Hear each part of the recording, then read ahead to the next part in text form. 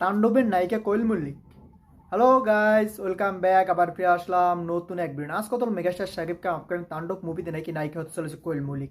আসলে কি এটা গুঞ্জন নাকি সত্য তা জানতে হলে ভিডিও শেষ পর্যন্ত দেখতে হবে, কারণ অল্পটা দেখে চলে গেলে আপনারা জানতে পারবেন এখানে নায়িকা হিসেবে কি আসলে কোয়েল মল্লিক থাকতে চলেছে কিনা নাকি অন্য কেউ নায়িকা হিসেবে থাকবে। তো চলুন ভিডিওটি শুরু করা যাক।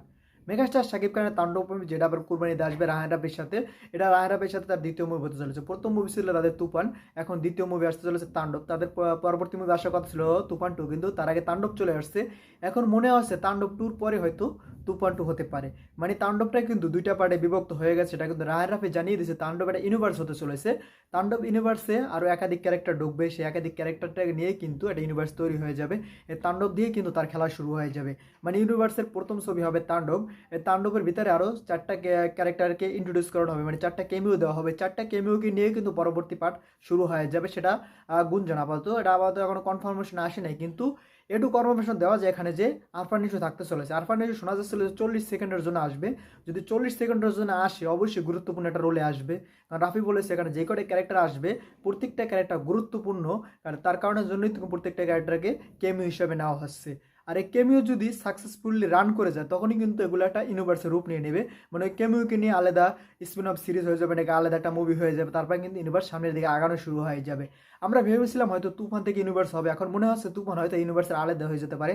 মানে তুফান হয়তো আলাদা একটা ফ্র্যাঞ্চাইজ হয়ে যেতে পারে, এবং তাণ্ডব নিয়ে অন্যান্য মুভি নিয়ে একটা ইউনিভার্স তৈরি হয়ে যেতে পারে। এই ইউনিভার্সের তুফানে যখন তাণ্ডবের যখন ঘোষণা আসলো, ঘোষণা আসার পর কিন্তু নায়িকা নিয়ে অনেক নাশকতা শুরু হয়ে গেছে। প্রথম আছে সাবিলা নূর, নাজনীন নাহার নিহা, তারপর জয়া আহসান, তারপর আরও একজন আছে নাটকের, ওনার নাম খেলা আসতেছে না, তসিম মাহবুবের সাথে কয়দিন একটা নাটক মুক্তি পেয়েছে, লাভ টু মি এর মেয়েটা এই এরকম নামের ওই মেয়ে ওখানে আছে। কিন্তু উনি নায়িকা হিসেবে নাই, ওখানে একজন অন্য একটা রোলে থাকতে চলেছে, সেটা কনফার্মেশন করেছে ওই মেয়েই।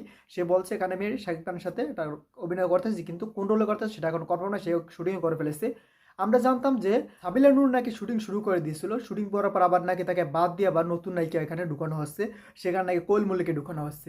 এটা আপাতত গুঞ্জন, কারণ কোয়েল মল্লিককে এখনও কিন্তু কনফার্মেশন করা হয় নাই। যদি তাকে নেওয়া হয় অবশ্যই অফিসিয়ালভাবে জানিয়ে দেওয়া হবে যে কোয়েল মল্লিক এখানে থাকতে চলেছে কিনা। যেহেতু শাকিব খান এখানে আছে সেটা কিন্তু আমাদেরকে একটা পোস্টারের মাধ্যমে জানিয়ে দেওয়া হয়েছে, এবং অন্য অন্য ক্যারেক্টার আছে সেগুলো কিন্তু এখন কনফার্মেশন করা হচ্ছে না কারা কারা আছে। সেটা হয়তো বরবাদের মতো হতে পারে। বরবাদ মুভি কিন্তু পুরোপুরি কমপ্লিট করার পর কিন্তু একটা পোস্টার দিয়ে ক্যারেক্টার রিভিল করেছে, ক্যারেক্টার নাম সহকারে রিভিল করা হয়েছে। এরকম হতে পারে তুফানের বেলায়ও, তাণ্ডবের বেলাও। দেখা যাক তাণ্ডবের বেলায় কীরকম হয়।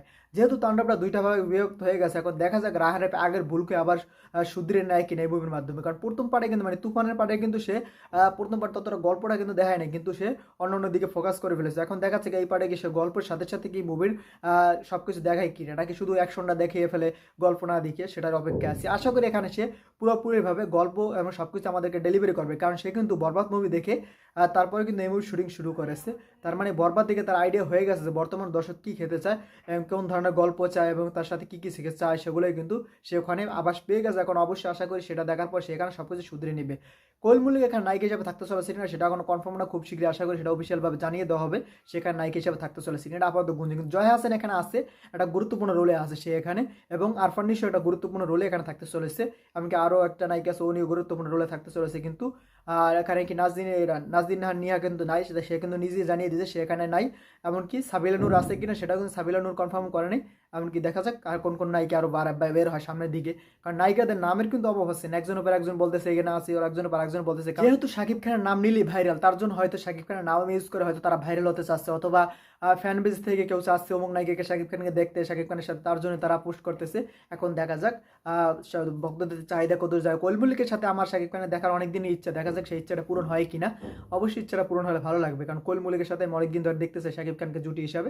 সেটা মালিক আফসার হ্যাকারের মাধ্যমে পূরণ করতে চেয়েছিল, কিন্তু যেহেতু হ্যাকারটার হয়নি, এখন দেখা যাক এটার মাধ্যমে কি পূরণ করে কিনা আমাদের সেই ইচ্ছাটা। নায়িকা হিসেবে যদি কোয়েল মল্লিক থাকে তাহলে ব্যাপারটা কেমন হতে পারে অবশ্যই আপনারা কমেন্টে জানিয়ে যাবেন। ভিডিও যদি ভালো লাগে বেশি বেশি শেয়ার করবেন, সবাই ভিডিও দেখতে পারে। আর যারা যারা এখন আমার চ্যানেল সাবস্ক্রাইব করেন, চ্যানেল সাবস্ক্রাইব করবেন। যারা ফেসবুক পেজ থেকে দেখছেন অবশ্যই পেজটি ফলো করে দিবেন, কারণ আপনার সাবস্ক্রাইব ফলো কিন্তু আপনার ভাইকে পরবর্তী ভিডিও বানানোর জন্য আগ্রহীত করে।